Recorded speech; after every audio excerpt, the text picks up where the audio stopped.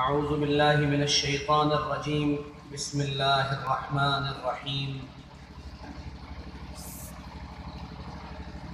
اقرأ باسم ربك الذي خلق خلق الإنسان من علق اقرأ وربك الأكرم الذي علم بالقلم علم الإنسان ما لم يعلم.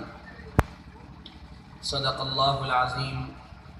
وقال رسول الهدى صلوات الله وسلامه عليه: إن الله يرفع بهذا الكتاب أقواما ويدع به آخرين، أو كما قال صلى الله عليه وسلم: اللهم صل على سيدنا مولانا محمد وعلى آل سيدنا مولانا محمد وبارك وسلم.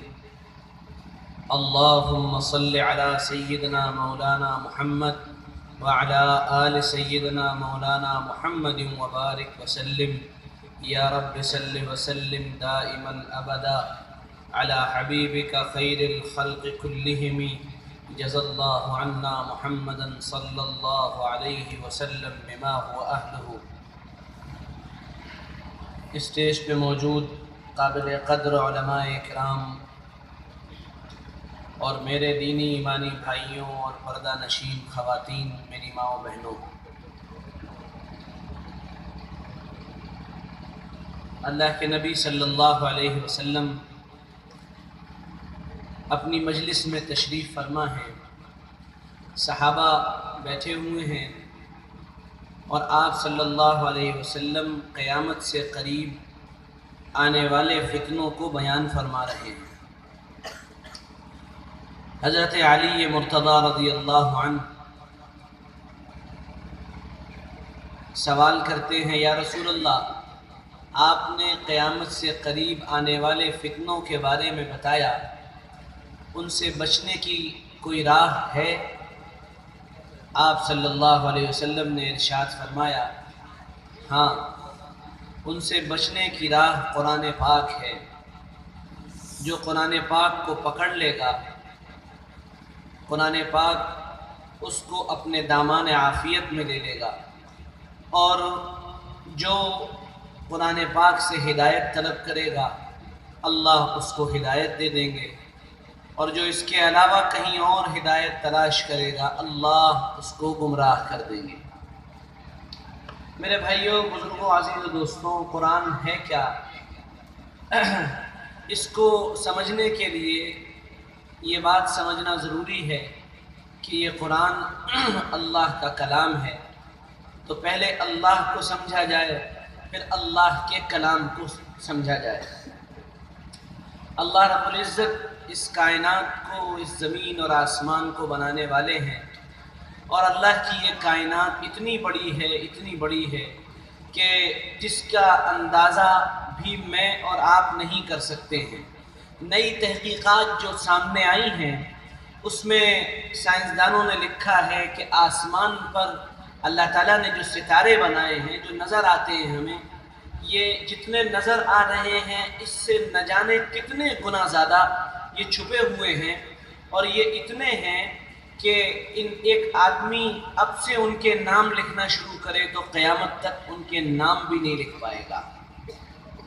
اتنی بڑی کائنات ہے، اور یہ ستارے جو ہم کو الگ الگ نظر آتے ہیں، اس کے اندر بہت سی کہکشائیں ہیں جن کو انگریزی زبان میں گلیکسیز کہا جاتا ہے۔ پھر ان کہکشاؤں کے اندر اربوں ستارے ہیں، اور ایک ایک ستارہ سورج سے بھی 10 گنا، ہزار گنا بڑا ہے۔ اللہ ان سب کا خالق اور مالک ہے۔ اللہ کی بادشاہت کا سکہ ان تمام کائنات کی ایک ایک چیزوں پر چل رہا ہے۔ سمندر ہو، فضا ہو، آسمان ہو، زمین ہو، ریت ہو، ریت کے ذرات ہوں، پانی ہو اور پانی کا اپنا بہاؤ ہو، پانی کے اندر آنے والی طغیانی ہو، آسمان میں جو یہ کہکشاؤں کا نظام ہے وہ ہو، اور پھر ان میں ایک ایک ستارہ ہو، اور پھر اس کے اندر بڑے ستارے ہوں۔ یہ تمام چیزیں اللہ رب العزت کے حکم سے ایک لمحہ بھی باہر نہیں ہیں۔ ان سب پر اللہ کی بادشاہی کا سکہ چل رہا ہے۔ اب وہ اللہ جس نے اس پوری کائنات کو پیدا کیا، اور وہی اللہ کائنات کے اس نظام کو چلا رہا ہے، اس نے انسانوں کی ہدایت کے لیے نبیوں کے سلسلے کو چلایا، اور سب سے آخر میں سیدنا محمد رسول اللہ صلی اللہ علیہ وسلم کو مبعوث فرمایا، بھیجا، اور ان کے ذریعے ایک کتاب بھیجی، اپنا کلام بھیجا، قرآن پاک بھیجا۔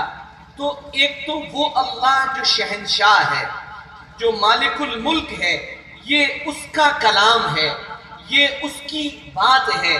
یعنی قرآن پاک جو ہے، ساری دنیا کے اندر جتنی چیزیں ہیں وہ سب مخلوق ہیں، ان کو اللہ نے پیدا کیا ہے۔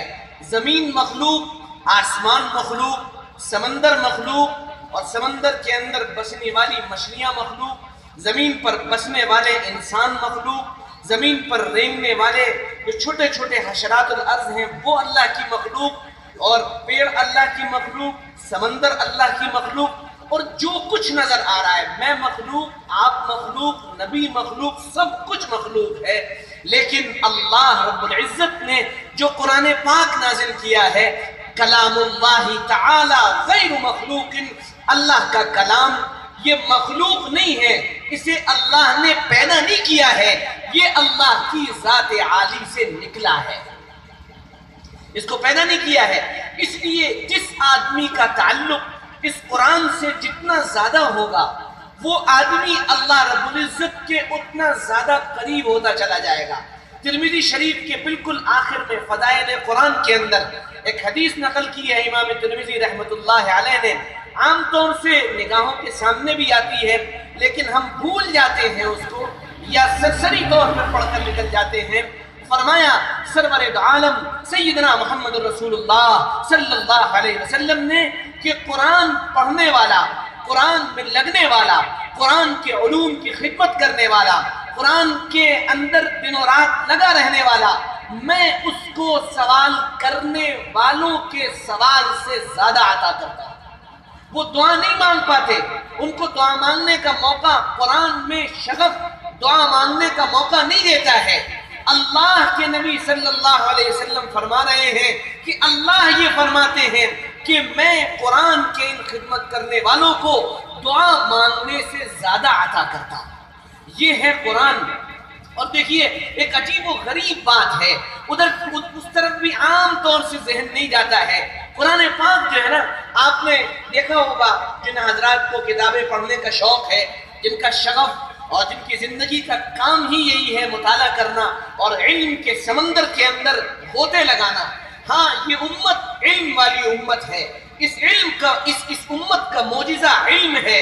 اس امت کے شاہکاروں میں، اس امت کے معجزات کے اندر علماء کی وہ کتابیں ہیں جو علماء لکھ کر چلے گئے یا علماء لکھ رہے ہیں، لیکن کتنی بڑی بھی کتاب لکھی جاتی ہے، اس کتاب کے مقدمے میں، اس کتاب کے شروع میں لکھنے والا لکھتا ہے، اور کیا لکھتا ہے کہ میں نے جو یہ کتاب لکھی ہے، اس کتاب کے لکھنے میں مجھ سے اگر کوئی غلطی ہوئی ہو، مجھ سے اگر کوئی کوتاہی ہوئی ہو، تو پڑھنے والے مجھے اس کتاب کی طرف اور اس کتاب میں ہوئی غلطی کی طرف متوجہ کریں، میں اپنی غلطی کی اصلاح کر لوں گا۔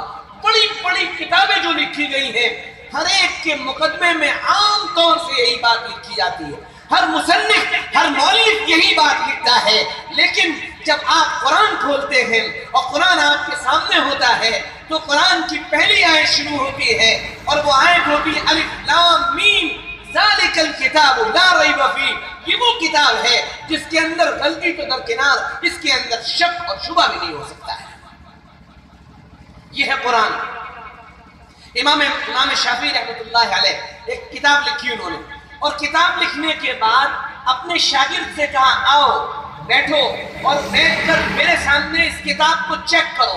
ایک مرتبہ چیک کیا، حضرت یہ والا لفظ بدل کر یہ والا آ جاتا، یہ والا بدل کر یہ والا آ جاتا، یہ والا پیچھے ہو جاتا، یہ والا آگے چلا جاتا۔ اس طرح کتاب کو 70 مرتبہ چیک کیا ہے، اور 70 مرتبہ چیک کرنے میں ہر مرتبہ غلطی نکلی۔ 70ویں مرتبہ امام شافعی جو امام ہیں، جو امام ہے، جن کے نام سے مکتبہ فکر ہے، جو ایک مکتبہ فکر کے بانی ہیں، جو 4 برحق اماموں میں ایک امام ہے، اور جو ادب میں بڑی مہارت رکھتے ہیں اور ایک زبردست شاعر بھی ہیں، وہ لکھتے ہیں اس کتاب کو بند کر کے اپنے شاگرد کے سامنے یوں کر کے پھینکتے ہیں اور کہتے ہیں دعہو، چھوڑ دے۔ اللہ رب العزت نے یہ بات اپنی کتاب کے ساتھ خاص کر رکھی ہے کہ اس کے اندر کوئی گڑبڑی نہ آئے، اس کے اندر کوئی غلطی نہ آئے، اور یہ بات دنیا میں کسی کتاب کے لیے نہیں ہو سکتی ہے۔ عجیب و غریب بات ہے، امام سیوطی رحمت اللہ علیہ بڑے امام ہیں، وہ اپنی کتاب میں لکھتے ہیں، اور انہوں نے بڑی عجیب و غریب بات لکھی۔ انہوں نے لکھا کہ یہ جو قرآن ہے نا، یہ قرآن یہ ایسی کتاب ہے کہ اس کا بدل کوئی نہیں لا سکتا، اس کے الفاظ کا بدل کوئی نہیں لا سکتا، جہاں جہاں لفظ لکھے گئے ہیں ان کا بدل کوئی نہیں لا سکتا، جو زبر و زیر اور پیش لگے ہیں ان کا کوئی بدل نہیں لا سکتا، اور اگر کوئی ان کا بدل لانے پر قادر ہوتا، اور محمد رسول اللہ صلی اللہ علیہ وسلم کے دور میں بھی اگر کسی کے اندر یہ طاقت ہوتی کہ اس کا بدل لاتے، کون لاتا بدل؟ اس دور میں عرب جو زبردست شاعری کے ماہر تھے، جو اپنے علاوہ دنیا میں سب کو گونگا کہا کرتے تھے، وہ عرب اس قرآن کے سامنے زیر ہو گئے، وہ اس قرآن کے سامنے لیٹ گئے، وہ اس قرآن کے الفاظ اور اس کی ساخت اور اس کی بناوٹ اور ان کا اپنی جگہ پر رکھا ہونا، ان سب پر فدا ہو گئے۔ وہ عرب جب چھپ گئے تو پھر دنیا میں کون طاقت ہے جو اس قرآن پاک کا بدل لاتی؟ آپ نے سنا ہوگا، یہ مشہور واقعہ ہے، اور ہمارے یہاں وہ کتاب پڑھائی بھی جاتی ہے 7ویں سال میں، کہیں 6ٹھے سال میں۔ اس کا نام ہے 7 معلقہ، 7 وہ چیزیں جن کو لٹکایا گیا ہے۔ عربوں کا ایک دستور تھا، وہ اپنے علاقوں میں میلوں کے موقع پر اشعار پڑھا کرتے تھے۔ شعر پڑھنا یہ عربوں کی گھٹی کے اندر ایک گویا کہ ملی ہوئی چیز تھی، جیسے ہماری گھٹی کے اندر اب گالی دینا مل گیا ہے، غیبت کرنا مل گیا ہے، برائی کرنا مل گیا ہے۔ عربوں کی گھٹی میں یہ بات داخل تھی، وہ کہیں بیٹھتے تھے تو شعر و شاعری کرتے تھے۔ عربوں کا بڑے بڑے میلے لگتے تھے، ان میلوں میں ایک میلے میں 7 شاعروں نے ایک ساتھ اپنے کلام کو پیش کیا۔ پہلے تو یہ ہوتا تھا کہ کوئی ایک شاعر کوئی کلام پیش کرتا تھا اور اس کا بہت اچھا کلام ہوتا تھا تمام شعراء میں، تو اس کے کلام کو اور اس کی شاعری کو بیت اللہ پر لٹکا دیا جاتا تھا، اور لوگ کہتے تھے اس کے مقابلے پہ کچھ لاؤ، یہ جو اس نے پڑھا ہے اس کے مقابلے پر لاؤ۔ چنانچہ اس میلے میں 7 لوگوں نے اپنا اتنا زبردست شاعری کا کلام پیش کیا کہ ان 7 کے اشعار کو بیت اللہ کے اوپر لٹکایا گیا، اور ان 7 لٹکے ہوئے اشعار کے مجموعے کا نام رکھا گیا 7 معلقہ، 7 وہ اشعار کے پورے دفتر جن کو بیت اللہ کے اوپر لٹکایا گیا ہے۔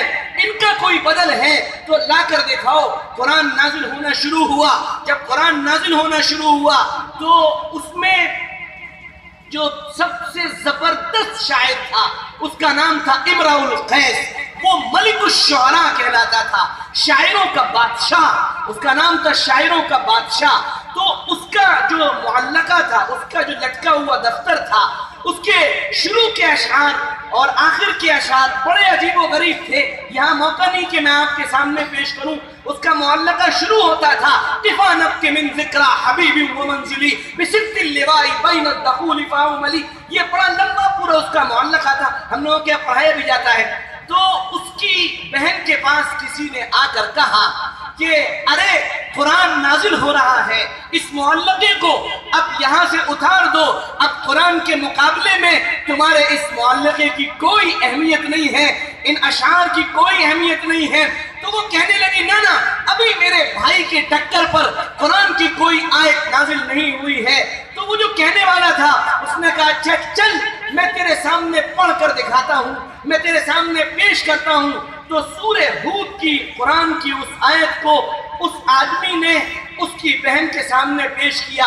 وَقِيلَ يَا أَرْضُ ابْلَعِي مَاءَكِ وَيَا سَمَاءُ أَقْلِعِي وَغِيضَ الْمَاءُ وَقُضِيَ الْأَمْرُ وَاسْتَوَتْ عَلَى الْجُودِيِّ وَقِيلَ بُعْدًا لِلْقَوْمِ الظَّالِمِينَ۔ اس آیت کو سننے کے بعد امرؤ القیس کی بہن نے کہا ہاں یہ آیت ایسی ہے جس نے میرے بھائی کے کلام کو پھیکا کر دیا، اب اس کو اتار دو اور اس آیت کو اس کی جگہ ٹانگ دو۔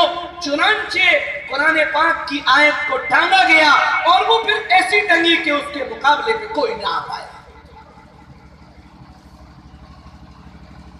حیرتناک بات بتا رہا ہوں، حیرت ہوگی۔ علامہ سیوطی کے حوالے سے جو بات نقل کر رہا تھا میں، انہوں نے لکھا ہے کہ اگر قرآن کا کوئی بدل لایا جا سکتا، آپ کیا سمجھتے ہیں آج یہ کوششیں نہیں ہو رہی ہیں؟ ابھی 3 سے 4 سال پہلے ایک بہت بڑے یہودی عالم نے اپنی ایک کتاب 7 سال کی محنت سے تیار کی تھی، اور اس کتاب کے بارے میں یہ کہا تھا کہ یہ کتاب قرآن کا بدل ہے، اور پہلے نمبر پر اس نے جو سورت بنائی تھی اس سورت کا نام رکھا تھا سورہ بسملہ۔ لیکن قرآن کے مقابلے پر کیا وہ آ پایا؟ دور گزرتے چلے گئے، وقت گزرتا چلا گیا، محمد الرسول اللہ صلی اللہ علیہ وسلم کے دور سے آج تک لوگ کوششیں کرتے رہے، دماغ لگایا، ذہن لگایا، صلاحیتیں لگائیں، قلم لگائے، قلم توڑ دیے لکھ کر، اور اس کے بعد بھی قرآن کا بدل نہ لا پائے۔ اور کیسے لا پاتے؟ قرآن کے نازل کرنے والے نے یہ اعلان کیا تھا، یہ بہت پہلے کا اعلان ہے، بہت پہلے کا چیلنج ہے، اور چیلنج کیا تھا کہ سنو لا یأتیہ الباطل من بین یدیہ ولا من خلفہ تنزیل من حکیم حمید، کہ یہ قرآن تو چیز ایسی ہے کہ باطل نہ اس کے دائیں سے آ پائے گا نہ اس کے بائیں سے آ پائے گا، یہ نازل کیا ہوا ہے اللہ رب العزت والجلال کا، کوئی اس کا مقابلہ نہیں کر سکتا۔ وَلَوْ كَانَ بَعْضُهُمْ لِبَعْضٍ ظَهِيرًا، تم سب مل جاؤ، انسان جنات سب مل کے ایک طرف ہو جاؤ، لیکن قرآن کا بدل اگر تم لانا چاہو گے تو قرآن کا بدل تم نہیں لا سکتے ہو، کوئی اس کا مقابلہ نہیں کر سکتا ہے۔ واقعات تو بہت ہیں اور ان کی ایک لائن ہے، ان کا ایک انبار ہے، لیکن مجھے تھوڑی سی آگے بات کرنی ہے، اس لیے میں بات کو آگے بڑھا رہا ہوں۔ علامہ سیوطی نے لکھا ہے کہ اگر قرآن کا بدل لانا ممکن ہوتا تو بدر اور احد کے مارکے نہ ہوئے ہوتے۔ عجیب بات لکھی انہوں نے کہ قرآن کے مقابلے پر وہ قرآن کا توڑ پیش کرنے سے عاجز تھے، جس کی بنیاد پر انہوں نے جنگ احد بھی لڑی، جنگ بدر بھی لڑی اور خندق بھی لڑی، اور نہ جانے کتنی لڑائیوں میں وہ اسلام کے خلاف میدان میں آئے۔ اور آج بھی اگر آپ کو امن چاہیے، سلامتی چاہیے، اور اگر آپ کو اپنا بچاؤ چاہیے، اور اگر آپ کو اپنی عزت چاہیے، تو پھر قرآن کے ساتھ جڑیے۔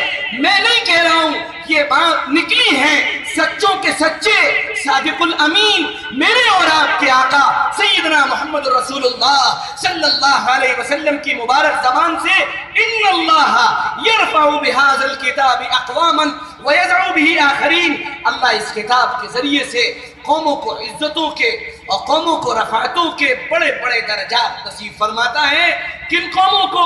جو اس قرآن پر عمل کرنا اپنی زندگی کا مقصد بنا لیتے ہیں، جن کی زندگی کا مقصد قرآن کو پڑھنا اور قرآن کو سمجھنا ہے۔ آپ غور کریے، موجودہ حالات کے تناظر میں اپنے ذہن پر زور ڈالیے۔ مکے کے اندر، مکے کی سنگلاخ وادیوں میں، جہاں پر کالے پہاڑوں کے علاوہ کوئی اور چیز نہیں تھی، اور وہاں کے بسنے والے انسان، چاہے وہ عتبہ ہو، چاہے وہ شیبہ ہو، چاہے وہ ابو جہل ہو، چاہے وہ ابو لہب ہو، ان کے درمیان کوئی بھی چیز کارگر نہ ہوئی۔ مشرکین مکہ کے درمیان کوئی بھی چیز کارگر نہیں ہوئی۔ عمر کے اوپر کسی تلوار نے وار نہیں کیا تھا، عمر کے اوپر کسی تیر کا زور نہیں پڑا تھا، عمر کسی مارکے میں ہارا نہیں تھا۔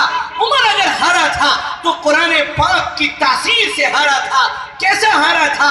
مکہ مکرمہ میں حرم میں نماز پڑھ رہے ہیں، سیدنا محمد رسول اللہ صلی اللہ علیہ وسلم نیت باندھ کے کھڑے ہوئے ہیں، اور نیت باندھ کے کھڑے ہوتے میں اللہ کے نبی صلی اللہ علیہ وسلم تلاوت کر رہے ہیں، سورہ حاقہ کی تلاوت ہو رہی ہے، اور اس جگہ پہنچے جہاں پر قرآن پاک کی یہ آیت ہے، کہ یہ کسی شاعر کا کلام نہیں ہے، یہ کسی شاعر کا کلام نہیں ہے، بلکہ یہ اللہ کا نازل کیا ہوا کلام ہے۔ اور عمر چھپ کر سن رہے ہیں، چھپ کر اس غیب کے ساتھ سن رہے ہیں، اور سننے کے بعد عمر یہ کہہ رہے ہیں کیا شاعرانہ کلام ہے۔ الحاقہ ملحاقہ وما ادراک ملحاقہ کذبت ثمود وعاد بالقاریہ، اس کو سننے کے بعد عمر کہہ رہے ہیں ماشاءاللہ کیا زبردست شاعری ہے۔ اللہ کے نبی آیت پڑھتے ہیں کہ یہ شاعروں والا کلام نہیں ہے، بلکہ یہ اللہ کا نازل کیا ہوا کلام ہے۔ عمر کہتے ہیں اے ہے کتنا بڑا جادوگر ہے، میرے دل کے اندر کوئی بات آئی اور اس کو پتہ چل گئی۔ اگلی آیت میں بھی یہ بات صلی اللہ علیہ وسلم نے پڑھی وَلَا بِقَوْلِ كَاهِنٍ قَلِيلًا مَا تَذَكَّرُونَ، کہ یہ کسی جادوگر کا بھی کلام نہیں ہے، بات یہ ہے کہ تم بات کم سمجھتے ہو۔ عمر کہتے ہیں کہ بس وہ جو تیر لگا تھا میرے دل کے اندر، پھر کہاں گئے؟ اپنی بہن کے پاس گئے، اور کس ارادے سے گئے کہ اپنی بہن کو ماریں گے، اور بہن اندر بیٹھ کر ایک معلم کے ساتھ، اور بہنوئی اندر بیٹھ کر ایک معلم کے ساتھ طه ما انزلنا عليك القرآن لتشقى الا تذكرة لمن يخشى تنزيلا ممن خلق السماوات، یہ پڑھ رہے سورۃ طه، اور عمر داخل ہوئے، کان میں آیت پڑھی، کان میں آیت پڑھتی ہی کہنے لگے کیا پڑھ رہے ہو تم لوگ؟ عمر کے آتے ہی سب چھپا دیا گیا کہ عمر دیکھ نہ لے تم لوگ کیا پڑھ رہے تھے، کیا تم لوگ آپس میں مذاکرہ کر رہے تھے؟ کچھ نہیں کچھ نہیں، یہ بات کہتے ہوئے ادھر ادھر بات کرنے کی کوشش کی گئی۔ عمر کو جلال آیا، اور جو پڑھانے والے تھے جو بیٹھے ہوئے تھے بہنوں ان کو بھی مارا، اپنی بہن کو بھی مارا۔ تو بہن نے کہا عمر تو کس چیز سے ڈراتا ہے؟ اگر تو خطاب کا بیٹا ہے تو فاطمہ بھی خطاب کی بیٹی ہے۔ ہاں عمر میں نے ایمان قبول کر لیا ہے، تو اس سے جو بن پڑے تو کر لے۔ اچھا کیا پڑھ رہے تھے؟ لاؤ دکھاؤ، وہ اجزاء لاؤ۔ عمر تم ناپاک ہو، تم اس کو چھو نہیں سکتے ہو۔ اچھا تو کیا کرنا پڑے گا؟ نہانا پڑے گا، غسل کرنا پڑے گا، اور غسل کرنے کے بعد قرآن کھولنا پڑے گا۔ اچھا نہائے اور قرآن کھولا۔ آپ سوچو تو صحیح، عمر جیسا سخت دل بھی قرآن کی تاثیر سے بچ نہ سکا۔ میرے بھائیوں دوستوں عزیز و بزرگوں، میں بس صرف اتنا کہہ رہا ہوں، پوری امت عام طور سے قرآن سے غفلت میں پڑی ہے، قرآن کے اخلاق سے غفلت میں پڑی ہے، ہم خود قرآن سمجھ نہیں پا رہے ہیں۔ میں ایک جگہ میری ڈیوٹی لگی تھی، اور وہ پورا کالج جو تھا وہ بالکل زبردست ایک متعصب لوگوں کا کالج تھا، پورا متعصب لوگوں کا کالج تھا، جو آنکھ بند کر کے اسلام، دین، شریعت، نبی، قرآن، ہر چیز سے آنکھ بند کر کے نفرت کرتے تھے۔ ان کے درمیان ہم بیٹھے تو ہم نے بیٹھ کر ہم نے کہا آپ کے ذہن میں جو سوالات ہو کریے، ہم ہر سوال کا جواب آپ کے دینے کے لیے تیار ہیں۔ تو بہت باتیں ہوئی، آخر میں انہوں نے کہا کہ ایک بات ہمیں پوچھنی ہے۔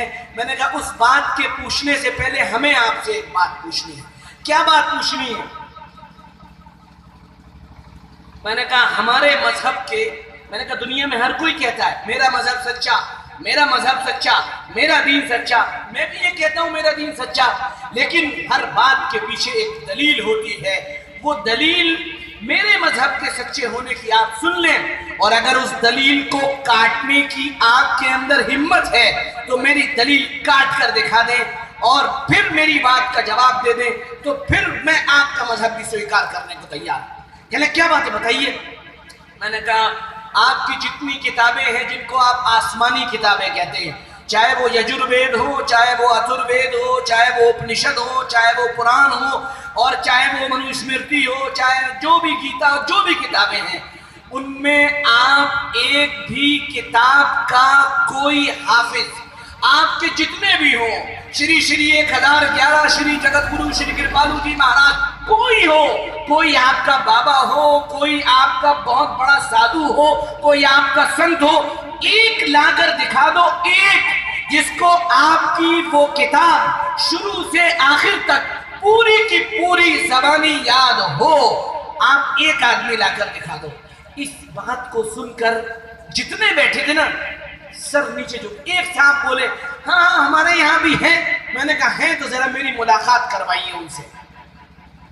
میں نے کہا اور جواب میں یہ مت کہیے گا کہ ہمارے یہاں ان چیزوں کو یاد کرنے کا کبھی اس کا کبھی رواج نہیں رہا. رواج ڈالنے سے ڈلتا ہے، آپ رواج ڈال دیجئے. میں نے کہا اب سنیے میرے مذہب کے صحیح اور میرے مذہب کے حق ہونے کی دلیل. میرے یہاں کا 10 11 12 سال کا بچہ، یہ بچے بیٹھے ہیں الحمدللہ، یہ اس زمین پر اللہ کے دین کے سچے ہونے کی سب سے بڑی دلیل ہیں.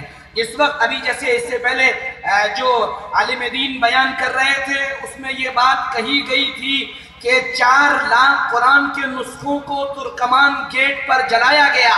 اس وقت ایک عالم دین نے کھڑے ہو کر انگریز کے سامنے یہ بات کہی تھی کہ تم قرآن کے نسخوں کو جلا سکتے ہو لیکن یہ میرے ساتھ جو چلتا پھرتا قرآن ہے تم کتنوں کو مارو گے، تم کتنوں کو جلاؤ گے، تم کتنوں کو ختم کرو گے. یہ دیکھو چلتا پھرتا قرآن ہے. اور انہوں نے اپنے بیٹے سے کہا بیٹا قرآن پڑھنا شروع کرو. اس نے قرآن پڑھنا شروع کیا اور وہ قرآن پڑھتا چلا جا رہا تھا اور وہ انگریز محو حیرت تھا کہ یہ چھوٹا سا بچہ کیسے قرآن کی تلاوت کر رہا ہے. وہ عالم دین جرأت کے ساتھ کھڑے ہوئے اور کہا کتنوں کو مٹاؤ گے، ہم نے ایک انبار لگا دیا ہے. اللہ ہمارے علماء کی قبر کو نور سے بھر دے اور ان لوگوں کو بہترین جزا دے جنہوں نے محلوں کے اور جنہوں نے آرام دہ گدوں کو چھوڑ کر ٹاٹوں کو چنا ہے، جنہوں نے مدرسے کی 4 دیواری کو چنا ہے، جنہوں نے مدرسے کے 3 شیڈ کو چنا ہے، جنہوں نے مدرسے کے چھپر کو چنا ہے اور اس عہد سے چنا ہے کہ ہم اللہ رب العزت کے کلام کو اس زمین پر مٹنے نہیں دیں گے.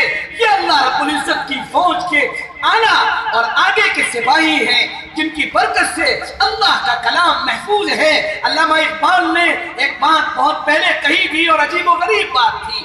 جب لاہور میں ایک اسکول کو، ایک مدرسے کو اسکول بنایا جا رہا تھا تب اقبال نے کہا تھا ان مدرسوں کو رہنے دو، ان مدرسوں کو ایسے ہی چلنے دو، ورنہ خدا کی قسم میں اسپین کو دیکھ کر آیا ہوں جہاں 800 سال تمہارے باپ دادا نے حکومت کی تھی لیکن وہاں سے مدارس مٹے تو وہاں سے اسلام کا نام و نشان مٹ گیا ہے. اس بات کا جواب کسی کے پاس نہیں تھا. میں نے کہا میں اپنے ضلع فیروز آباد سے 100 بچے لے کر آتا ہوں جن کی زبان اردو ہے، تمہاری زبان ہندی، تمہاری زبان سنسکرت، میری زبان اردو، میری زبان میں ہندی بھی بولتا ہوں لیکن ہماری کتاب عربی زبان میں ہے. عربی زبان میں ایک غیر زبان کی کتاب کو ہمارا بچہ 28 سال کے اندر یاد کر لیتا ہے. جب یہ بات میں نے کہی نا پوری محفل پر ایسا سناٹا تھا کہ کوئی بولنے والا نہیں تھا وہاں. اچھا ایسا بھی ہوتا ہے، اچھا ایسا بھی ہوتا ہے، ہاں ایسا ہی ہوتا ہے. یہی میرے مذہب کے حق اور سچ ہونے کی دلیل ہے. اِنَّا نَحْنُ نَزَّلْنَا الذِّكْرَ وَإِنَّا لَهُ لَحَافِظُونَ.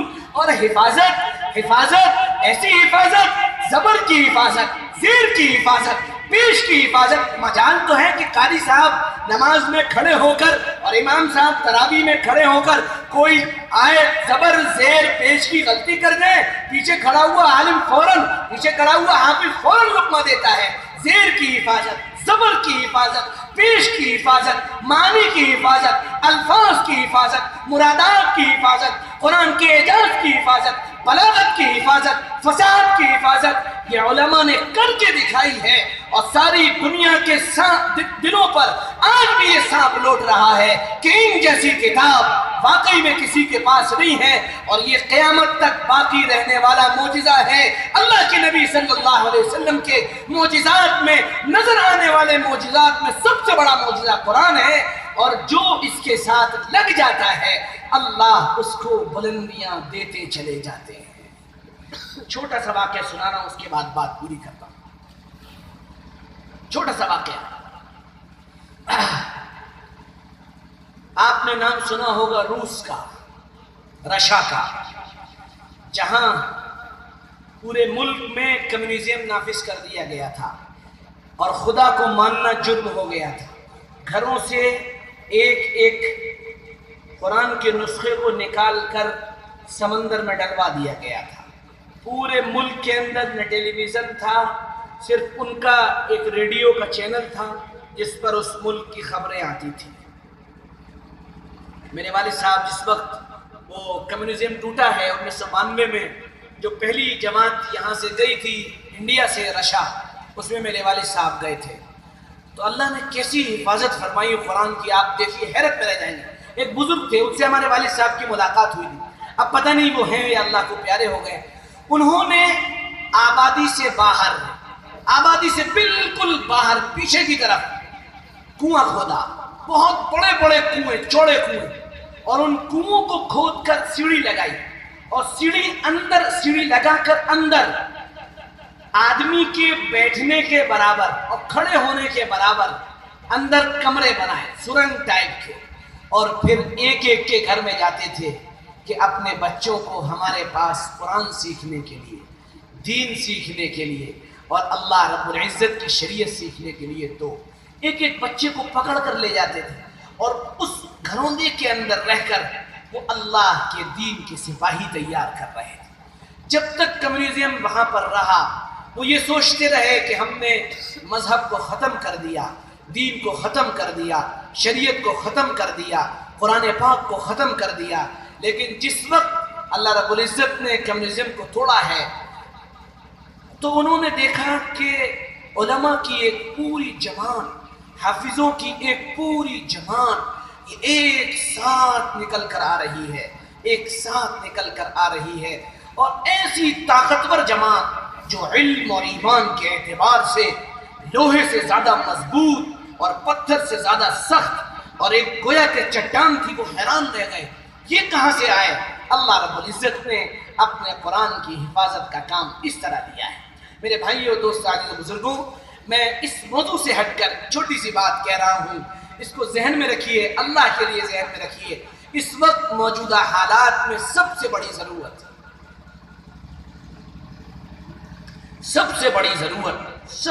ضرورت یہ ہے کہ ہم اپنے ملک میں رہنے والے برادران وطن کو دین کا تعارف کرائیں، ان کے سامنے دین پہنچائیں۔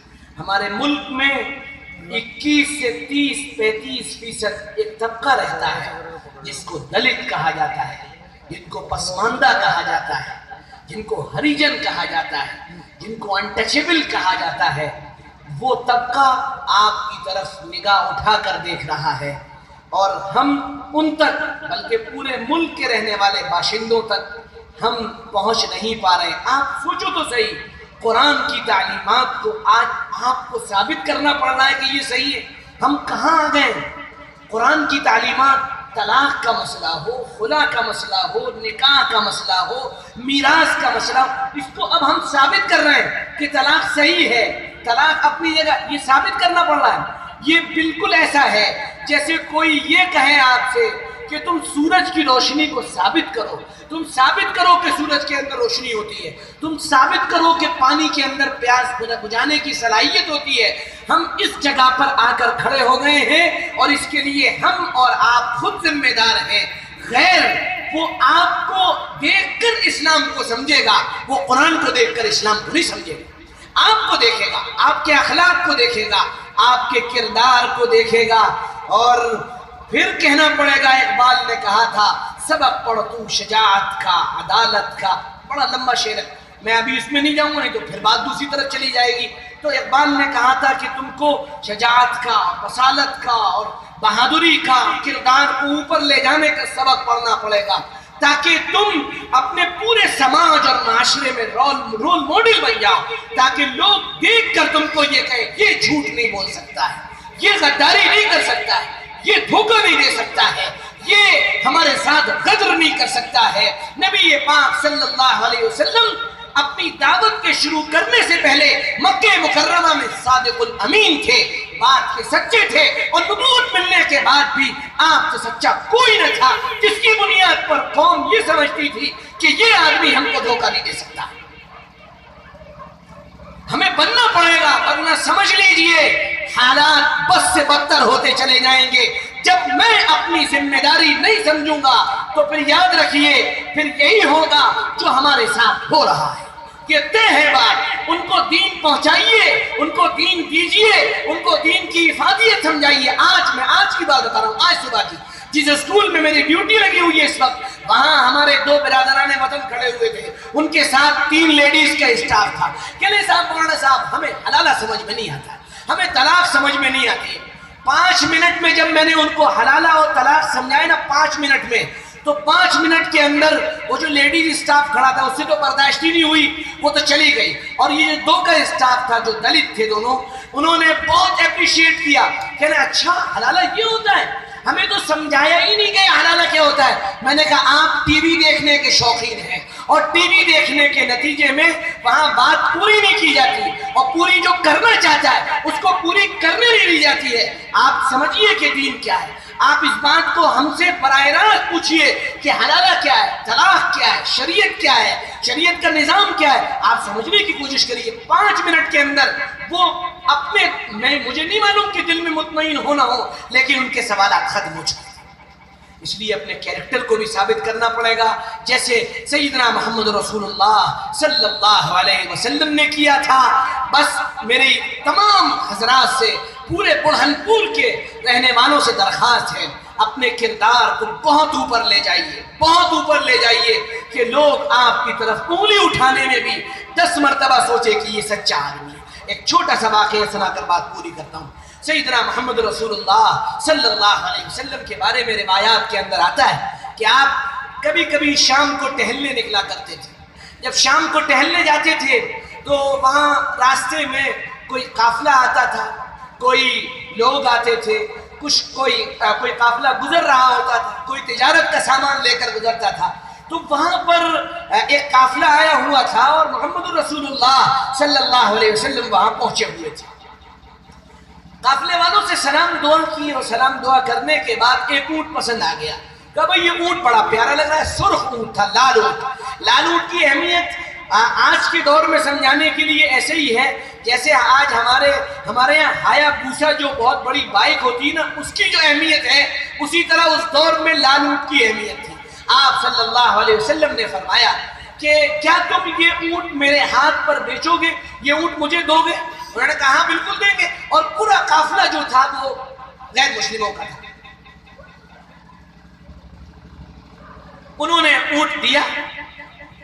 اونٹ کی مہار حضرت بلال نے پکڑی، اور رسول پاک صلی اللہ علیہ وسلم نے فرمایا کہ میں اس کی قیمت مدینے جا کر بھجواتا ہوں. اونٹ لے کر مدینہ منورہ پہنچ گئے. بہت دھیان سے سنیے گا آخری واقعہ. جب وہاں پہنچ گئے تو آپس میں یہ لوگ بات کر رہے ہیں. 4 لوگ جمع ہو گئے. ایک آدمی آیا، ارے میاں تم لوگوں کو ہو کیا گیا ہے، تم نے ایک اجنبی کے ہاتھ اپنا اونٹ دے دیا اور قیمت نہیں لی. تمہارے پاس کیا گارنٹی ہے کہ وہ اجنبی لوٹ کر آئے گا؟ تمہارے پاس کوئی گارنٹی ہے؟ تمہارے پاس کوئی گارنٹی ہے جو گارنٹی لے کہ یہ آدمی لوٹ کر آئے گا؟ تو وہ جو 3 لوگ جنہوں نے سودا کیا تھا ان میں سے ایک بولا، ارے یار تو چپ رہے بھائی، میری بات سن. ہم نے جو اس کو اونٹ دیا ہے، خدا کی قسم جس وقت وہ بول رہا تھا تو یوں لگ رہا تھا کہ جیسے پھول جھڑ رہے ہوں، یہ بولتا جائے اور ہم سنتے جائیں. کیا اشارہ تھا کہ ہم کو اور آپ کو اپنی زبان میں محبت کا رس گھول لینا چاہیے. اگر مستورات سن رہی ہو تو ان کے لیے بہت ضروری چیز ہے گھر میں رہ کر اپنی زبان میں رس گھول لیں. ایسا میٹھا بول بولیں کہ لوگ جڑتے چلے جائیں. ایک بول سے آدمی جڑ جاتا ہے اور ایک بول سے خاندان ٹوٹ جاتے ہیں. دوسرا بولا، اجی میاں پوچھتے کیا ہو؟ جب وہ بول رہا تھا اس کی زبان سے بات نکل رہی تھی تو یوں لگ رہا تھا کہ جب وہ بولتا تھا تو وہ جو سامنے پہاڑ نظر آ رہا ہے، ایسا لگتا تھا جب اس کے ہونٹ کھلتے تھے، اس کے سامنے کے دانت نظر آتے تھے تو یوں محسوس ہوتا تھا جیسے سامنے پہاڑ پر کوئی روشنی پڑ رہی ہو، بس میں تو اس کے دانت دیکھ رہا تھا. تیسرا بولا، ارے چھوڑو، کیا خوبصورت چہرہ تھا، کیا زبردست چہرہ تھا، میرا تو دل یوں چاہ رہا تھا کہ بس میں اس کے چہرے کو دیکھتا رہوں. اب وہ جو آدمی آیا تھا کہنے لو، وہ جو تم کوئی بات کی بات کرتا ہے، کوئی دانت کی بات کرتا ہے، کوئی اس کے چہرے کی بات کرتا ہے، یہ بتاؤ قیمت آئے گی کیسے؟ یہ بات قیمت آئے گی کیسے؟ تو جو سردار کی بیوی تھی، جو اندر بیٹھی ہوئی تھی خیمے کے اندر، اس نے اپنے پردے کو ہٹایا اور ہٹا کر کہا کہ میں بہت دیر سے تمہاری بکواس سن رہی ہوں، تمہاری بکواس میرے کان میں بہت دیر سے پڑی جا رہی ہے، سنو، اگر وہ لوٹ کر نہ آیا تو اس کی قیمت میں دوں گی، اس کے بدلے کی قیمت میرے ذمہ ہے، میں حوالے کروں گی۔ تو یہ جو لوگ تھے کہنے چپ کر، خاموش ہو جا، تو سردار کی بیوی ضرور ہے، ہمارے سردار کی گھر والی ہے، لیکن یہ تو بتا کہ تیرے پاس کیا اس بات کی دلیل ہے، کیا اس بات کا تیرے پاس پروف ہے کہ وہ جو اونٹ لے کر گیا ہے وہ واپس آئے گا قیمت دینے کے لیے واپس آئے گا؟ تو وہ عورت کیا جواب دیتی ہے؟ اللہ اکبر! اس نے کہا خاموش رہ، جب وہ بات کر رہا تھا میں نے پردہ ہٹایا تھا، پردہ ہٹا کر اس کے چہرے کو دیکھا تھا، خدا کی قسم اس کا چہرہ جھوٹوں کا چہرہ نہیں تھا۔ وہ آئے گا، اس کا آدمی آئے گا، قیمت دینے کے لیے آئے گا۔ تھوڑی دیر گزری، سیدنا بلال حبشی رضی اللہ عنہ اپنے ساتھ قیمت لے کر آئے اور یہ کہا لو یہ تو تمہاری قیمت ہے، لو یہ تو تمہاری قیمت ہے، اور ہمارے آقا سیدنا محمد رسول اللہ صلی اللہ علیہ وسلم نے تمہارے لیے یہ کھجوریں ایکسٹرا بھیجی ہیں، لو اس کو اپنے قافلے میں بانٹو اور کھاؤ۔ کہنے کہاں ہے تمہارا آقا؟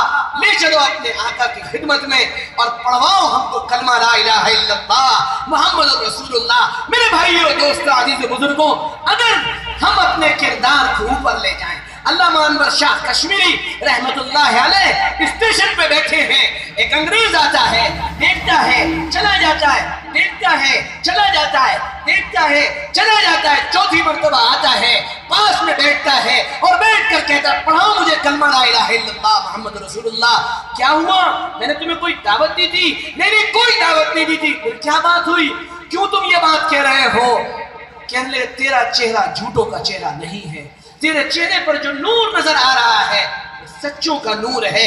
امام محمد کا جنازہ اٹھتا ہے، جنازے کو کندھا دینے کے لیے یہودی آگے آتا ہے اور کندھے میں ہاتھ لگاتا ہے اور ہاتھ لگا کر کہتا ہے اشہد ان لا الہ الا اللہ واشہد ان محمدًا عبدہ ورسولہ۔ کیا ہوا؟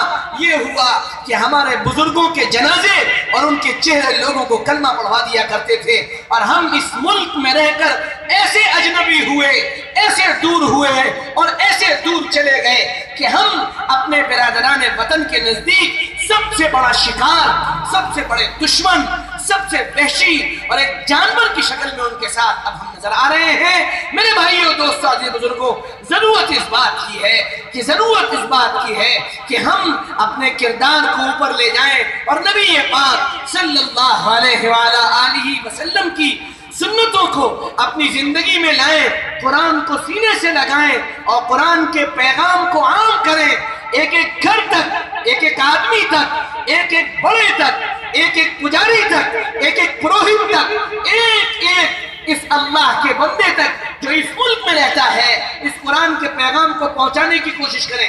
واٹس ایپ کے ذریعے، فیس بک کے ذریعے، چیٹون کے ذریعے، ٹویٹر کے ذریعے قرآن کے پیغام کو آگے پہنچائیں، اللہ کے دین کو آگے پہنچائیں۔ نہ گھبرائیں، نہ ڈریں اور نہ کسی سے ڈرنے کی ضرورت ہے۔ وَلَا تَهِنُوا وَلَا تَحْزَنُوا وَأَنْتُمُ الْأَعْلَوْنَ إِن كُنتُم مُؤْمِنِينَ۔ کس دور پہ مسلمان زیادہ رہا ہے؟ مجھے بتائیں تو صحیح، کون سا دور ایسا گزرا ہے کہ مسلمان بڑی تعداد میں رہا ہو؟ ہمیشہ کم رہے، ہمیشہ قلت میں رہے، ہمیشہ قسم پرسی میں رہے، اکثر غربت میں رہے، لیکن جہاں رہے ایمان کے ساتھ رہے، عمل کے ساتھ رہے، شریعت کے ساتھ رہے، دین کے ساتھ رہے۔ ان چیزوں پر مسلمان نے کبھی سودا نہیں کیا، اور اگر جو کر رہا ہے تو اس کو کلمہ پڑھنے کی ضرورت ہے۔ آپ حضرات کی ایسی توجہ ہے کہ مجھے حکم تو یہ تھا کہ میں آدھے گھنٹے میں بات پوری کر دوں، لیکن اب دل یہ چاہتا ہے ایک اور چھوٹا سا اسی سے تعلق والا ایک واقعہ اور سن لیجئے۔ آپ کی محبت کی وجہ سے یہ واقعہ یاد آیا ہے۔ ہمارے بزرگان دین کیا تھے، انہوں نے کیسے لوگوں تک دین کو پہنچایا تھا، کتنی کشش تھی ان کے اندر کہ وہ لوگوں کو کھینچ لیا کرتے تھے، دل ان کے سامنے والوں کے دلوں میں حق اور شریعت اتر جایا کرتی تھی۔ بانی دارالعلوم دیوبند حضرت مولانا قاسم نانوتوی رحمت اللہ علیہ جو اللہ کی ایک بہت بڑی حجت تھے زمین پر، کاش کہ ہم ان کے علوم کو پڑھتے اور کاش کہ ان کی زندگی کا مطالعہ کرتے۔ لکھا ہے ان کے واقعات میں کہ جب وہ دیوبند میں رہتے تھے تو ایک لڑکا اغوا ہو گیا، ایک لڑکے کو ایک پروہت اغوا کر کے کانپور لے گیا۔ بہت عجیب و غریب واقعہ، اور بالکل وعدہ کرتے ہیں اس کے بعد آپ سے بات نہیں کریں گے، آپ کو بھی سونا ہے ہمیں بھی سونا ہے۔ اس کو لے گیا اور اس کی ماں پریشان۔ اچھا وہ کوئی واٹس ایپ اور فیس بک کا دور تو تھا نہیں کہ آپ نے ایک بات یہاں ڈالی پوری دنیا میں پہنچ گئی، اعلان لگایا گیا، ڈھونڈا گیا، کچھ دن بعد ماں باپ مایوس ہو گئے، یہ بچہ کھو گیا۔ لیکن وہ جو پروہت اس کو لے گیا تھا اس نے لے جا کر اس پر محنت کی، بہت محنت کی، اور اس کو اپنا پورا علم سکھا دیا، اور یہ بچہ مرتد ہو گیا۔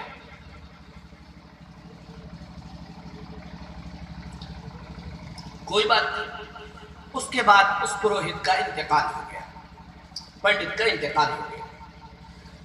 تھوڑے دن کے بعد یہ جو لڑکا تھا بہرحال اسے اپنے وطن کی یاد آئی اور یہ اپنے وطن پہنچا، اور وطن پہنچنے کے بعد اس کا چرچا لوگوں میں شروع ہوا۔ پروہت صاحب آئے، پنڈت جی آئے، سب بتا دیتے ہیں کیا ہو رہا ہے، سب بتاتے ہیں، اور اس نے بھی اپنے علم میں مہارت حاصل کی تھی۔ تو جو اس کی ماں تھی وہ بوڑھی ہو چکی تھی، عرصہ گزر گیا 10 12 15 سال کا۔ تو اس کی ماں اس پروہت کے پاس پہنچی اور پہنچ کر کہنے لگی، پنڈت جی تم یہ بتاؤ کہ میرا بیٹا کہاں ہے؟ پنڈت نے گردن جھکائی، وہ بھی بھول چکا تھا۔ اس نے کہا کل آنا۔ اگلا دن آیا، ماں کو بیٹے کی تلاش، بیٹا جانتا نہیں کہ یہ میری ماں۔ پھر پہنچے، پنڈت جی میرا بیٹا کہاں ہے؟ کل آنا۔ 2 دن ہو گئے، تیسرے دن پھر پہنچی، پنڈت جی میرا بیٹا کہاں ہے؟ کہا بیٹا؟ سر جھکایا، کہا کل آنا۔ اب ماں کو غصہ آ گیا، اس نے کہا دیکھ بھائی دیکھ، تجھے اگر معلوم ہے تو بتا دے، یہ مجھے ٹالنے والے تو کام کر مت۔ تو اس نے بڑی گہری سانس لی اور سانس لے کر یوں کہا، مائی میرا علم تو یہ کہتا ہے کہ میں ہی تیرا بیٹا ہوں، لیکن یہ کیسے ممکن ہے کہ میں تیرا بیٹا ہوں؟ میں تو پروہت، تو مسلمان، میں تو پنڈت، تو مسلمان، میں تیرا بیٹا کیسے ہو سکتا ہوں؟ کہا بیٹا میرا بچہ کھو گیا تھا۔ کہا نا۔ اب ماں کو فکر ہوئی، ہاں ماں سے زیادہ فکر اولاد کی کوئی نہیں کر سکتا۔ اور ہم اکثر سفر میں آتے ہیں، رات میں سفر ہوتا ہے، تو کم سے کم ہماری ماں رات میں 10 مرتبہ اٹھتی، فون تو نہیں کرتی لیکن 10 مرتبہ اٹھتی، جب تک گھر نہیں پہنچتے سوتی نہیں، کبھی ادھر کہاں ہو گئے، کیا ہو گیا۔ میرا ماں تو ماں ہوتی ہے، ہر ایک کی ماں ایسی ہوتی ہے۔ اب اس ماں کو فکر ہوئی، یہ بھاگتی دوڑتی پہنچی حضرت مولانا قاسم نانوتوی رحمۃ اللہ علیہ کے پاس، کہہ رہے حضرت جی مسئلہ یہ ہے۔ تو حضرت کے اندر تواضع بہت تھی، چھپا رکھا تھا اپنے آپ، ایسا چھپایا تھا، ایسا لوگوں کے ساتھ رہتے تھے کہ معلوم ہی نہیں ہوتا تھا کہ یہ علم کا پہاڑ ہے، معلوم ہی نہیں ہوتا تھا لوگوں کو۔ یہاں تک لکھا ہے حضرت کے واقعات میں کہ لڑکے دارالعلوم میں آج بھی وہ دعوت ہوتی ہے، ہم لوگوں نے دیکھی، جو بڑے حضرات انہوں نے دیکھی ہوگی، آم کی دعوت ہوتی ہے، آم رکھے ہوتے ہیں، سارے اساتذہ کھاتے ہیں۔ پہلے شاید طلبہ کم ہوتے تھے، طلبہ بھی شریک ہوتے تھے، سب آم چھین رہے ہیں، کھا رہے ہیں۔ تو لکھا ہے حضرت نانوتوی رحمۃ اللہ علیہ طلبہ کے ساتھ اس آم کی چھینا جھپٹی میں شریک ہوتے تھے۔ حضرت مولانا یعقوب صاحب نانوتوی رحمۃ اللہ علیہ تو اندر چلے جاتے تھے، ان کا روب بہت تھا، حضرت ملے رہتے تھے، پتہ ہی نہیں چلتا تھا۔ انگریز جب پکڑنے کے لیے آیا تو حضرت کھڑے ہوئے تھے اور ایسے کر کے لنگی پڑی ہوئی تھی یہاں، اور ایک لنگی، ایک عصا اور کرتے میں بٹن نہیں، سینہ کھلا ہوا اور عصا ساتھ رہتا تھا۔ وہ جو لنگی تھی دھوپ آتی تھی تو اس کو ایسے کر کے ٹانگ لیا کرتے۔ تو انگریز آیا، کہنے لگا، انگریزوں کی فوج آئی تو حضرت کے جو سالے تھے، منشی نہال نام تھا ان کا، وہ کہنے لگے حضرت فوج آ گئی، انگریز کی دبش ہے۔ حضرت نے فرمایا، ارے منشی سہیل، انگریز نہیں پکڑ پائے گا، تم پکڑوا دو گے، خاموش رہو، میں ابھی ملتا ہوں جا کے، چپ رہو۔ ان کو روکا اندر، اب حضرت پہنچے، کیا اللہ نے کیسا دل جگر دیا ہوگا پہنچے، جی صاحب کیسے آنا ہوا؟ کہ ہم کو تو قاسم نانوتوی کی طرح. اب وہ سوچے گا قاسم نانوتوی کوئی ہم لوگوں ٹائپ آدمی ہوگا، لمبا چوڑا گورا چٹا، سر پہ عمامہ بھی ہوگا اور لمبا کرتا ہوگا اور کلفدار کرتا اور بٹن اور یہ ایک ٹھاٹ باٹ، ایک آن بان، ایک شان ہوگی. اب حضرت نانوتوی کھڑے ہوئے، اچھا آپ کو قاسم نانوتوی کی تلاش ہے، آئیے میں گھر کی تلاشی دلواتا ہوں. اب پورے گھر کے کمرے کی تلاشی دلوا رہے ہیں، دیکھیے یہ کمرہ، دیکھیے یہ کمرہ، دیکھیے یہ کمرہ. اب وہ کہہ رہے ہیں اچھا. اب تھوڑی دیر کے بعد انہیں بھی کچھ، اچھا بتا تم کون ہو؟ اچھا میرا نام تو خورشید حسین ہے. یہ حضرت کا تاریخی نام ہے. اچھا یہ قاسم نانوتوی کا پتہ چلے تو پھر بتا دینا. ہاں ٹھیک ہے ٹھیک. اور چلیے ایسا دل جگر گردہ رکھنے والا آدمی. تو وہ ماں جو تھی وہ پہنچی، حضرت یہ معاملہ ہے.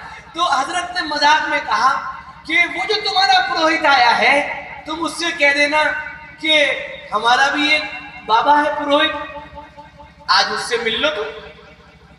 تو اس نے کہا کہ ٹھیک ہے. اب یہ پہنچی اس کے پاس، کہنے بیٹا جیسے تو پروہت ویسے ہمارا بھی ایک بابا ہے مولوی بابا، تم اس سے مل لینا شام کو چل کے، ہاں تم ملاقات کرنا.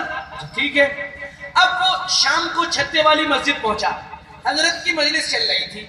یہ اندر پہنچا، اندر پہنچ کر بیٹھا اور 1 منٹ کے بعد پیچھے بھاگ گیا، مسجد سے باہر چلا گیا. پھر دوبارہ آیا، دوبارہ آ کر بیٹھا اور پھر 1 منٹ کے بعد اٹھ کر چلا گیا. تیسری مرتبہ آیا اور زور سے کہنے لگا بس مان لیا میں نے تجھے جوگی، پڑھانا مجھے کلمہ اشہد ان لا الہ الا اللہ و اشہد ان محمد عبدہ و رسولہ. تو حضرت نے فرمایا بھائی میں نے تو کچھ بھی نہیں کہا تم سے، کلمہ کیوں پڑھا؟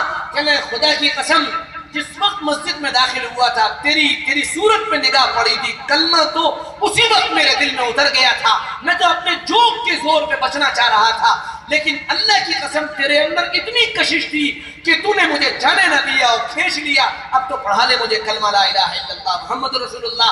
اب وہ ماں کہتی ہے بیٹا تو میری ہی اولاد ہے. اب دونوں کی بہت ساری چیزیں جب چیک کی گئی تو ملی، ایک ماں ایک بیٹے سے ملی اور ایک آدمی جو دین سے چلا گیا تھا وہ دین میں لوٹ کر آیا.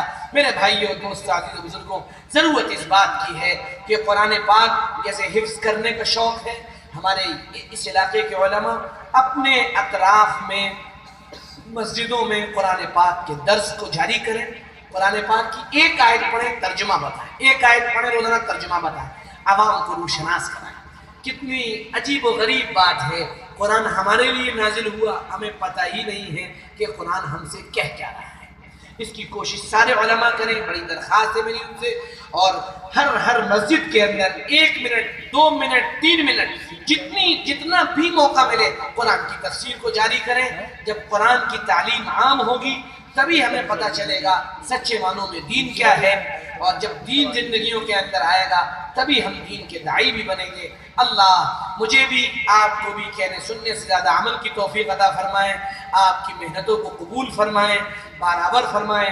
ان بچوں کو جن کا رتبہ اللہ کی نگاہ میں بہت بڑا ہے، بہت بڑا ہے، بہت بڑا ہے، وہ تو قدر اس وقت معلوم ہوگی جب قیامت کے میدان میں اللہ رب العزت والجلال کہیں گے اقرأ ورتل کما کنت ترتل فی الدنیا. حافظ صاحب دنیا میں تو تم کو حافظ جی کہا گیا تھا، بہت بھگایا گیا تھا ادھر ادھر، کھانا لینے کے لیے بھی گھر پہ بلایا گیا تھا. آج حافظ صاحب کے جلوے ہوں گے، پڑھتے جاؤ چڑھتے جاؤ، اور یہ حافظ قرآن پڑھتا جائے گا چڑھتا جائے گا. اس کا باپ اس کو دیکھ رہا ہوگا، اس کی ماں اس کو دیکھ رہی ہوگی، ماں باپ کو بلایا جائے گا، ان بھی سواردہ ہوتا یوم القیامہ، اور تاج لایا جائے گا اور ماں باپ کے سروں پہ رکھا جائے گا. قابل مبارکباد ہے، سلام کے لائق ہیں وہ ماں باپ جن کی اولاد کو اللہ رب العزت والجلال نے قرآن پاک یاد کرنے کی توفیق. بہت مبارکباد کے قابل ہیں، بہت مبارکباد کے قابل ہیں. بسم اللہ پڑھنے والا بچہ جب بسم اللہ شروع کرتا ہے، عیسیٰ علیہ السلام کے دور کے واقعات میں لکھا ہے کہ اللہ بسم اللہ پڑھنے کی برکت سے جو بچے نے پڑھی ایک گنہگار والد کے قبر پر ہونے والے عذاب کو روک لیتے ہیں. تو بھی جس نے قرآن یاد کر لیا اس کے والدین کا درجہ کیا کہنے ہیں. اللہ آپ کی محنتوں کو قبول فرمائے اور ان علماء کو قبول فرمائے جو ان بچوں کو بیٹھ کر پڑھا رہے ہیں. قیامت میں آج تو ہماری نگاہ میں کوئی حیثیت ہو نہ ہو، لیکن قیامت میں عرش کا سایہ ان کو نصیب ہوگا، عرش کے سائے میں ہوں گے۔ مسلمانوں کے بچوں کو قرآن کی تعلیم دینے والے عرش کے سائے میں ہوں گے۔ اور میرے بھائیو، دوست، عزیز بزرگوں، اس بات کی کوشش کریں، رمضان آنے والا ہے، شعبان چل رہا ہے، رمضان آنے والا ہے، اس بات کی کوشش کریں آپ کے ہاں سفیر آئیں، آپ کے ہاں جو چندہ کرنے والے حضرات آئیں، یہ اپنے لیے نہیں مانگ رہے ہیں، یہ اللہ کے دین کی حفاظت کے لیے مانگ رہے ہیں۔ بہت سے لوگ غلط ہوتے ہیں، میں انکار نہیں کر رہا ہوں اس کا، لیکن ان کی وجہ سے 90% کو آپ غلط نہ سمجھیں۔ یہ اپنے لیے نہیں مانگ رہے ہیں، یہ مدرسے کے لیے، یہ دین کی بقا کے لیے مانگ رہے ہیں، اور جس سے جو کچھ بن پڑے وہ دیں، جو کچھ، ان کو لوٹائیں نہ، واپس نہ کریں، اور خاموشی سے دیں۔ ابھی میرے بڑے بھائی، آپ نے شاید نام بھی سنا ہو ان کا، وہ ابھی کل اندور سے لوٹے ہیں، اور وہاں ایک قریب گاؤں میں کہہ رہے تھے کہ میں نے ایسا منظر پورے ملک میں نہیں دیکھا کہ چندہ لینے کے لیے سفیر بیٹھے ہوئے ہیں اور دینے والے لائن لگا کر کھڑے ہوئے ہیں۔ ہمارا پیسہ لے لیجئے، آپ کا بڑا احسان، ہمارا پیسہ لے لیجئے، آپ کا بڑا احسان ہوگا۔ جو لوگ اس طرح قدر کرتے ہیں تو پھر اللہ ان کو نوازتے بھی ہیں۔ باتیں تو بہت ہیں، دل بھی لگ رہا ہے، لیکن رات بھی زیادہ ہو چکی ہے۔ اللہ مجھے اور آپ کو کہنے سننے سے زیادہ عمل کی توفیق عطا فرمائے۔ اور ایک بات میں اکثر کہا کرتا ہوں، اکثر کہتا ہوں، کہ ہمارے ائمہ ہیں، جو ہمارے علماء ہیں، یہ 4-5 ہزار میں ان کی زندگی کیسے گزرتی ہے یہ تو یہ جانتے ہیں اور اللہ جانتا ہے۔ ان کو کبھی، میں یہ نہیں کہہ رہا ہوں آپ مجھے دیں، آپ یہ مت سمجھیے گا کہ مولانا صاحب مطالبہ کرنا ہی نہیں، میں ان ائمہ اور ان مؤذنین کے لیے کہتا ہوں کہ آپ ان کو کبھی اکیلے میں بھی سمجھ لیا کریں، ان کے لیے کچھ ہدیہ پیش کر دیا کریں۔ جو آدمی خرچ کرتا ہے، انفق ينفق علیک، خرچ کرو، اللہ تم پر خرچ کرے گا۔ انفق یا بلال ولا تخش من ذی العرش اقلالا، بلال خرچ کیا کرو، خرچ کیا کرو، آسمان والے سے یہ اس بات سے مت ڈرو کہ وہ تم پر خرچ کرنا بند کر دے گا۔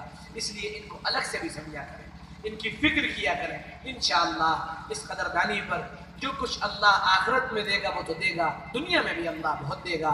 اللہ مجھے آپ کو کہنے سننے سے زیادہ عمل کی توفیق عطا فرمائے۔